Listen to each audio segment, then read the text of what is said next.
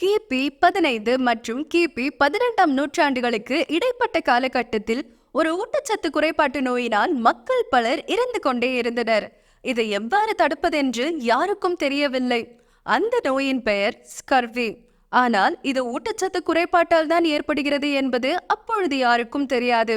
கிபி 1747ஆம் ஆண்டில் England கடற்படையை James lend என்ற கடற்படை மருத்துவர் வழிநடத்தினார்.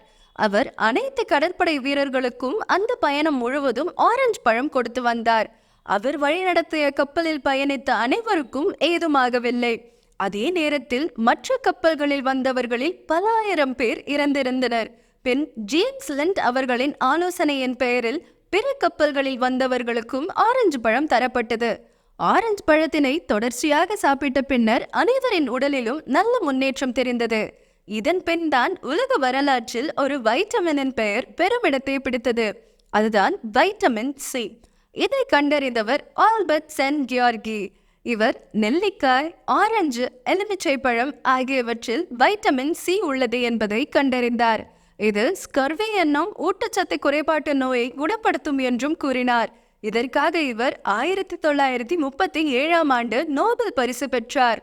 அங்கு இயல்பாய் விளையும் ஆரஞ்சு பழம் போல் நம் மண்ணில் இயல்பாய் விளைவதுதான் நெல்லிக்காய். இது 2000 வருடம் பாரம்பரியமுடையது. மேலும் நெல்லிக்காய் ஆரஞ்சு பழத்தை விட 7 மடங்கு வைட்டமின் சியினை கொண்டுள்ளது. நேட்டிவ் ஸ்பெஷல் நம் மண்ணில் விளைந்த நெல்லிக்காயை குழந்தைகளுக்கு பிடிக்கும் வகையில் தேனுடன் கலந்து தேன் நெல்லியாக வழங்குகிறது. நெல்லிக்காயில் செய்த மேலும் பல வகை ஸ்வீட்களை தெரிந்து கொள்ள நம்ம nativespecial.com இணையதளத்தை பயன்படுத்தி தெரிந்து கொள்ளுங்கள். இதுபோல் மேலும் பல சுவாரஸ்யமான தகவல்களை தெரிந்து கொள்ள நம்ம நேட்டிவ் ஸ்பெஷல் சேனலை சப்ஸ்கிரைப் பண்ணுங்க.